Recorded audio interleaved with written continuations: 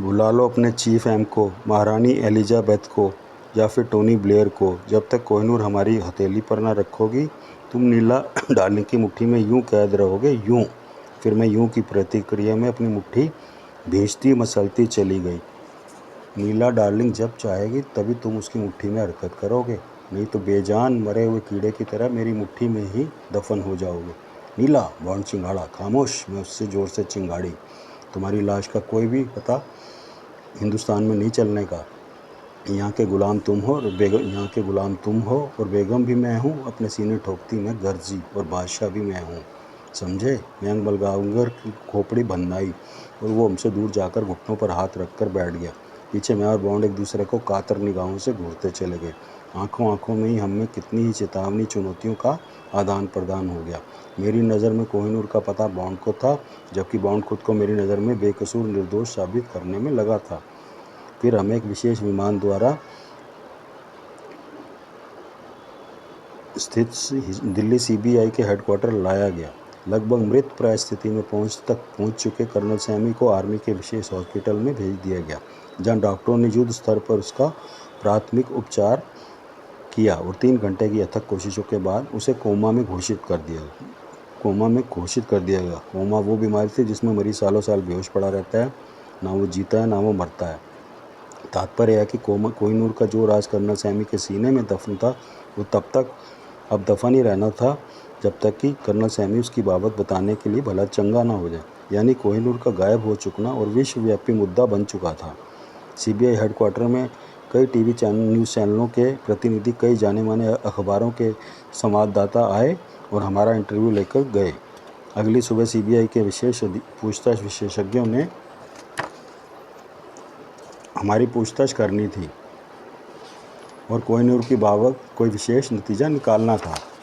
कुल मिलाकर सब कुछ नष्ट हो चुका था, सिवाय कोहिनूर, मेरे और कर्नल सैमी के। कर्नल सैमी अब लाचार था इस बाबत बयान देने में। अतः कोहिनूर की चोरी की मुख्य अभियुक्ता अब मैं थी। हेडक्वार्टर में चीफ खुराना और लैला भी पहुंचे, मगर हालातों के मद्देनज़र कोई मेरी मदद ना कर पाए। इसके अलावा मैंने इंग्लैंड में जॉन डिसूजा पर गोली चलाई थी, यहाँ भारत में नैंस बॉन्ड को भी घायल किया था। साथ ही नैंस बॉन्ड ने इस अभियान में अब मेरा सबसे बड़ा दुश्मन बनकर सामने आना था। ऐसा मुझे अंदेशा था। यानी मैं इस मकड़ जाल में उस मकड़ी की तरह फंस चुकी थी जिसने जाल तो बुना था कि शिकार फंसाएगी, पर एक दिन ऐसा आया कि मकड़ी खुद ही अपने जाल में मरी हुई पाई गई। बहरहाल जो वो रात मैंने और बॉन्ड ने हेडक्वार्टर में मौजूद अलग अलग लॉकअप्स में काटी। उसके कुछ दिन के बाद के अखबारों में सुर्खियां छपी थी, कोहिनूर गायब, कर्नल सैमी कोमा में, बकौल नीला डार्लिंग कोहिनूर कर्नल सैमी के कब्जे में था, जिसे बाद में समुंदर में विचरते नैंस बॉन्ड ने काबू कर लिया। और फिर बकौल मीन्स एज पर द से जेम्स बॉन्ड, कोहिनूर नीला डार्लिंग के पास है। उसने कर्नल सैमी को पायलट डोर से छलांग लगाकर मरने पर मजबूर किया और बाद में वो मेरे सामने विमान से कूदी। खुद को कोहिनूर की चोरी से बचाने की खातिर उसने सारा दोष मेरे यानी बॉन्ड पर जड़ दिया। मुझे खामखा फंसाने की कोशिश कर रही है, जबकि सच यह है कि मैंने उसे सुमंत दत्ता व मुनीश दत्ता बोस जैसे समुद्री लुटेरों से बचाया, जो कोहिनूर की ताक में उस वक्त नकली कोस्टल पुलिस का भेष धरे समुद्र में घूम रहे थे। गुत्थी सुलझने की बजाय उलझती जा रही थी। बॉन्ड और मैं एक दूसरे पर आरोप प्रत्यारोप कर रहे थे। कोहिनूर संबंधित मुकदमा सीबीआई की विशेष अदालत में मुकदमे की सुनवाई आज एक दिन अखबार में आया। भारत को कई अरबों का नुकसान। भारतीय वायुसेना का निजी विमान कई अधिकारियों सही समुद्र में जलमग्न। एक उड़ती खबर यह भी है, उन सभी की मौत की जिम्मेदार नीला डार्लिंग हो सकती है।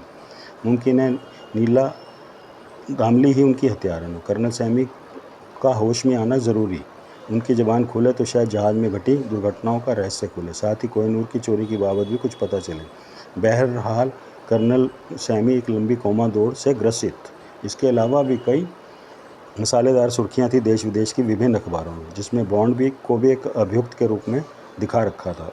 उसकी समुद्र में मौजूदगी, रहस्यमय परिस्थितियों में मुनीश बोस की हत्या, नीला डार्लिंग पर गोली चलाने की कोशिश को बाकायदा कोहिनूर की चोरी के संदर्भ में जोड़ दिया गया था। उन विषम परिस्थितियों में कोहिनूर बॉन्ड के पास था और दरअसल बॉन्ड नहीं चाहता कि नीला डार्लिंग इस सत्य पर से पर्दा उठा पाए कि कर्नल सैमी की बॉन्ड या अंग्रेज़ सरकार से कोई मिलीभगत हो सकती थी, जिसके अंतर्गत सैमी ने कोहिनूर समुंदर में बॉन्ड के हवाले किया और खुद बेहोश हो जाने का नाटक करने लगा। हर तरह की अटकलेंबाजी की गई थी।